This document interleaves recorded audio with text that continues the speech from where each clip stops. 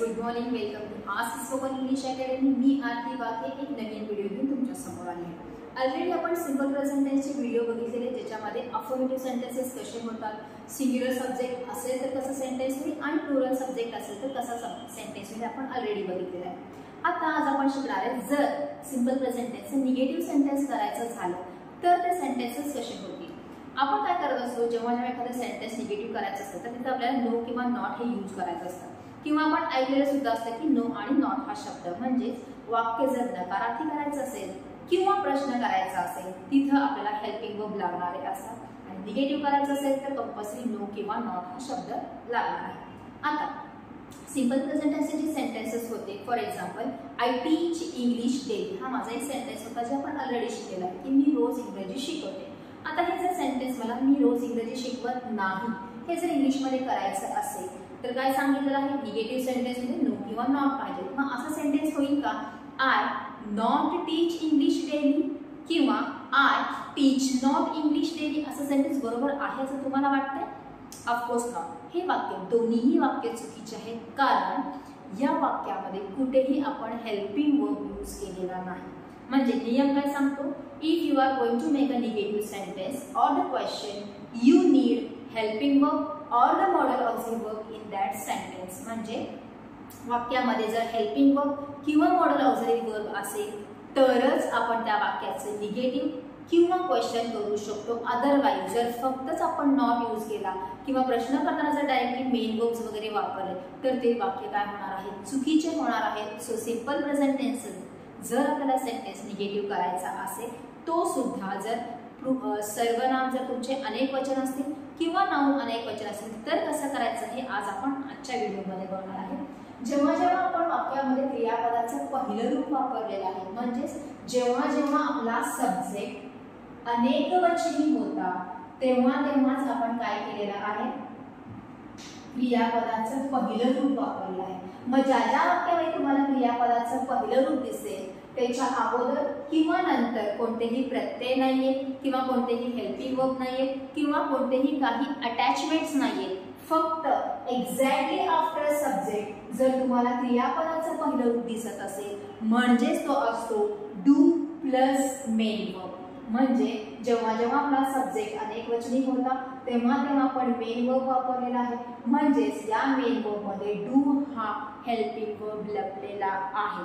For example जर वाक्यामध्ये तुम्हाला सी हा फक्त जर मेन वर्ब दिसत असेल तर तो असणार आहे डू प्लस सी, गो असेल तर डू प्लस गो, रन असेल तर डू प्लस रन, आस्क असेल तर डू प्लस आस्क, थिंक असेल तर डू प्लस थिंक, रीड असेल तर डू प्लस रीड, जंप असेल तर डू प्लस जंप, टेल असेल तर डू प्लस टेल, हाइड असेल तर डू प्लस हाइड, कट असेल तर डू प्लस कट आणि कम असेल तर डू प्लस कम। हे त्याचे काय आहे, आपल्याला न दिसणारे फॉर्म्स त्या वाक्यामध्ये आहेत। म्हणजेच आपल्याला जर निगेटिव्ह सेंटेन्स करायचा झाला तर वाक्यामध्ये आपल्याला डू हे हेल्पिंग वर्ब कंपल्सरी घ्यायचं आहे। कधी, जर आपला सब्जेक्ट अनेक वचनी असेल तर। फॉर एक्झाम्पल आता मी तुम्हाला एक सेंटेन्स सांगितलं होतं तेच घेऊया, आय टीच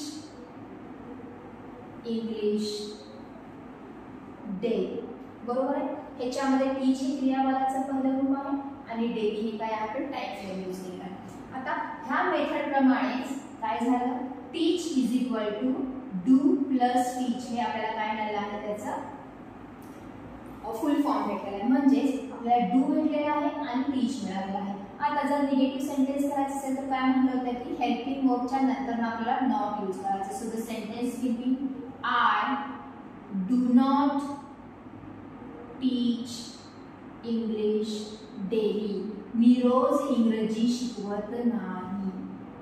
जेव्हा टीच होतं तेव्हा ते डू टीच झालं आणि निगेटिव्ह करायचं आहे म्हणून ते झालं डू नॉट टीच।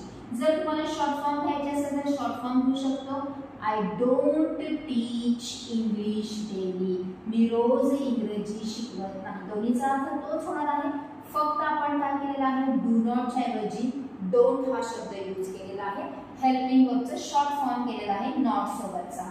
म्हणजे प्रत्येक वाक्यामध्ये जेव्हा जेव्हा अनेक वचनी वापरलेला आहे, मेन वर्ब वापरलेला आहे तेव्हा डू हा येणार आहे त्या क्रियापदासोबत। आणि त्याच्यानंतर आपल्याला यूज करायचा आहे नो किंवा नॉट हा शब्द, जसे की आपल्याला निगेटिव्ह सेंटेन्स करायचा आहे.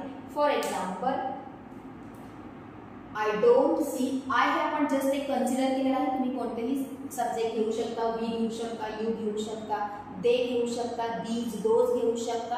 अगेन कोणताही नाउनचा प्लुरल फॉर्म जसे की boys, girls, teachers, employees, clerks, peons, dogs, animals, trees, fruits, असं कोणतेही अनेक वचने तुम्ही काय घेऊ शकता सब्जेक्ट. आणि त्याच्यानंतर आपल्याला करायचे आहे नॉट यूज करू त्याचा निगेटिव्ह सेंटेन्स. जसं आयच आपण कन्सिडर करूया म्हणजे इझी होऊन जाईल. I don't see, I don't go, I don't run, I don't ask, I don't think, I don't read, I don't jump, I don't take, I don't hide, I don't cut, I don't come. आता instead of I जर तुम्ही boys घेतला तरीही चालेल. जसं boys don't see, boys don't go, boys don't run, boys don't ask, boys don't think, boys don't run, boys don't jump, boys don't take, boys don't hide, boys don't cut आणि boys don't come. Instead of boys तुम्ही animals घेऊ शकता. जसं animals don't see, animals don't go, animals don't run, animals don't ask, animals don't think, animals don't read, animals don't jump, animals don't take, animals don't hide, animals don't cut, animals don't come. म्हणजे तुमचा subject कोणीही असला तरी negative sentence करत असताना डूला आपण not वापरून don't use केला आहे. जर तुम्हाला डोंट अवघड वाटत असेल तुम्ही डायरेक्टली डू नॉट पण घेऊ शकता. For example you do not ask, you do not think, you do not come असंही म्हणू शकता. तुम्हाला कोणता इझिली आहे, डू नॉट किंवा don't, it's up to you. दोन्हीही बरोबरच आहे. म्हणजे जेव्हा आपल्याला सिंपल प्रेझेंट टेन्सचं निगेटिव्ह सेंटेन्स करायचं असतं, रिलेटेड टू सब्जेक्ट अनेक वचन असेल तर आपल्याला ठिकाणी कुठे वापरायचा आहे टू हा helping verb.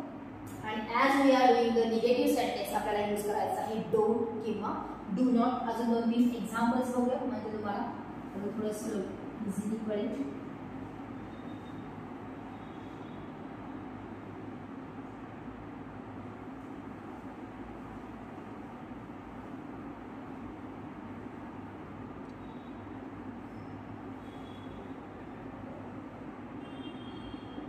Teachers take attendance daily at 11. 11 वाजता टीचर्स अटेंडन्सी घेतात. आता टेकचं होणार आहे डू टेक आणि निगेटिव्ह सेंटेन्स होईल teachers don't take attendance daily. At 11. 11 वाजता टीचर्स अटेंडन्सी घेत नाही. टीचर्स घेतात, टीचर्स घेत नाही. निगेटिव्ह डायरेक्टली लिहूयात का आपण डॉग्स डोंट राईट, कुत्रे लिहित नाही. गर्ल्स डोंट एक्सरसाइज डेली, मुली रोज व्यायाम करत नाही. म्हणजे हे निगेटिव्ह सेंटेन्स आपण डोंट घेतलेला आहे इन्स्टेड ऑफ डू नॉट. जर आता हे झाले निगेटिव्ह सेंटेन्स तर ह्याचे आपल्याला जर क्वेश्चन्स करायचे असतील तरी सुद्धा आपल्याला ह्यांचाच वापर करायचा. जसं आय टीच इंग्लिश डेली, मी रोज इंग्रजी शिकवते. मी रोज इंग्रजी शिकवते का हा जर प्रश्न करायचा असेल तर again we need the helping verb. So the sentence will be do I teach English daily, मी रोज इंग्रजी शिकवते का. अगेन डू घेतलेला आपण स्टार्टिंगला, जसं की मी तुम्हाला अगोदरच सांगितलं. जर तुम्हाला प्रश्न करायचा असेल किंवा निगेटिव्ह करायचं तर हेल्पिंग वर्ब लागतो. So I teach English daily, do I teach English daily, मी रोज इंग्रजी शिकवते. मी रोज इंग्रजी शिकवते का. तसंच I do not teach English daily, question झाला don't I teach English daily, मी रोज इंग्रजी शिकवत नाही. मी रोज इंग्रजी शिकवत नाही का. ह्याचं बघूया. Teachers take attendance at 11. Teachers don't take attendance at 11. Do teachers take attendance at 11. Don't teachers take attendance at 11. Dogs write, dogs do not write. Do dogs write, don't dogs right.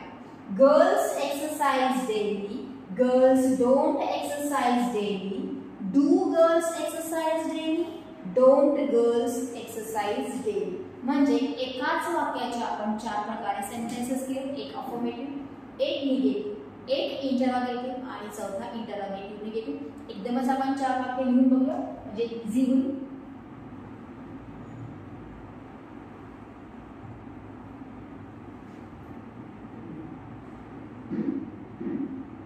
You read book at night. तू रात्री पुस्तक वाचतो. आता read आहे म्हणजे झालेला आहे तिथं डू रीड. हे आपल्याला समजण्यासाठी म्हणून आपण हे लिहितो. हे प्रत्येक वेळेस लिहायची गरज नाही. Again the second sentence will be you do not read book at night. तू रात्री पुस्तक वाचत नाही. प्रश्न do you read book at night. तू रात्री पुस्तक वाचतो का? Question mark. आणि don't you read book at night. तू रात्री पुस्तक वाचत नाही का? रीड क्रियापदाचं पहिलं रूप आहे ज्याच्यामध्ये डू लागलेला आहे. सो डोंट झाला at the time of making negative. Do हा परत वाक्याच्या सुरुवातीला आलेला आहे as we are doing the interrogative sentence. Do you read असं झालं. अगेन प्रश्नच केलेला आहे पण तो निगेटिव्ह मध्ये आहे म्हणून झालं डोंट. तू पुस्तक वाचतो, वाचत नाही. वाचतो का? वाचत नाही का? मुलं शिकतात, मुलं शिकत नाहीत. मुलं शिकतात का? मुलं शिकत नाहीत का? कामगार काम करतात, कामगार काम करत नाहीत. कामगार काम करतात का? कामगार काम करत नाहीत का? ही जी मराठीची वाक्य आहेत ती याच पद्धतीने आपल्याला करायचे. जसं workers work 10 to 6, workers don't work 10 to 6, do worker work 10 to 6, don't workers work 10 to 6. जसं आता आपण डॉगचं, गर्लचं, टीचरचं केलेलं आहे तोंडी, तशा प्रकारे तुम्ही पहिल्यांदा लिहून काढा. ऑलरेडी आपण अफर्मेटिव्ह सेंटेन्स भरपूर सारी प्रॅक्टिस केलेली आहे. ते सेंटेन्स तुम्हाला काय करायचं आहे बंच वाईजसाठी. बंच वाईज म्हणजे एकाच वेळेस 4 सेंटेन्सेस करण्यासाठी घ्यायचं आहे. जर 4 सेंटेन्सेस करणं अवघड वाटत असेल तर पहिल्यांदा फक्त फोकस निगेटिव्हवर करा. निगेटिव्ह कसं करू शकतो हे ऑलरेडी ह्याचा वापर करून मी शिकवलेला आहे. पहिल्यांदा फक्त निगेटिव्ह सेंटेन्सची प्रॅक्टिस करा. त्याच्यानंतर ना अफर्मेटिव्ह सेंटेन्सचा क्वेश्चन होतो कसा, निगेटिव्हचा क्वेश्चन कसा होतो हे पॉज करून व्हिडिओ बघा आणि मग लिहून काढा. मग तुम्ही ॲट अ टाइम 4ही सेंटेन्सेस करू शकता. First as we have written the affirmative sentence just make the negative sentences. पहिल्यांदा निगेटिव्ह सेंटेन्स करा, मग क्वेश्चन करा आणि मग निगेटिव्ह क्वेश्चन करा. मग 4ही प्रकारचे वाक्य एकाच वेळेस तुम्ही करू शकता. असं कधीच होत नाही की मी फक्त अफर्मेटिव्हच बोलला, मी फक्त निगेटिव्हच बोलला नाही, मला क्वेश्चन करायचं नाही, असं होणार नाही.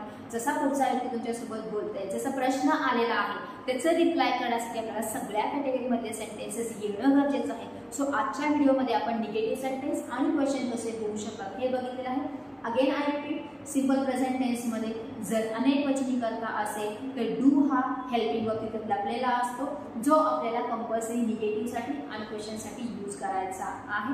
So this is for today. Video 2दा-3दा सारखं बघा, पॉज करून बघा, लिहून काढा, स्वतःची सेंटेन्सेस करा, मगच तुम्हाला ते लक्षात राहणार आहे. So thank you for today.